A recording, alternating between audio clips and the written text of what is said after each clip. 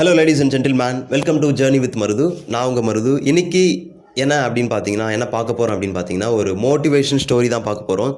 ஒரு நாட்டில் வந்து ஒரு அரசர் வந்து ஒரு அறிக்கை விட்டுறாரு. அது என்னென்னா, கோட்டையோட கதவை வந்து கையாலேயே ஓப்பன் பண்ணணும், வெறும் கையால் ஓப்பன் பண்ணணும்.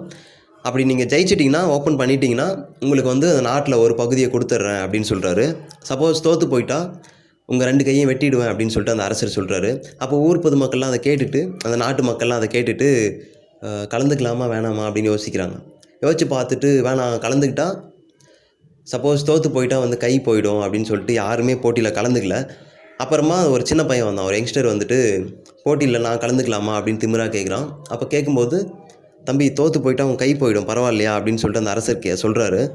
அதுக்கு அந்த பையன் அந்த அரசரை பார்த்துட்டு திமிரா, ராஜா ஜெயிச்சிட்டா நானும் ஒரு அரசன் தான், தோற்று போயிட்டா கை தானே போகுது, ஸோ உயிர் போகாதில்ல அப்படின்னு சொல்லிட்டு ஒரு கட்ஸாக சொல்கிறான். கட்ஸாக சொல்லிவிட்டு அந்த கதவு ஓப்பன் பண்ணுறான். அந்த கதவு வந்து க்ளோஸ் பண்ணிடல, அது ஓப்பனில் தான் இருக்குது. இந்த தாழ்பால் போட மறந்துட்டாங்க அவனுடைய லக்கியான அந்த டைமில்.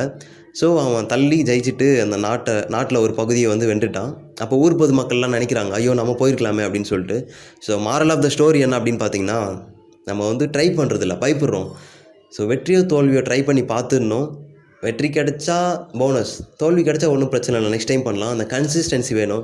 ஸோ இங்கே டேலண்ட் இருக்கவனுக்கு மரியாதை இல்லை, ஸ்டேஜில் வந்து கட்ஸாக போய் நிற்கணும். ஸோ அந்த ஃபேர்லெஸ்ஸாக நிற்கணும். அதுதான் வந்து முக்கியமாக தேவை நமக்கு.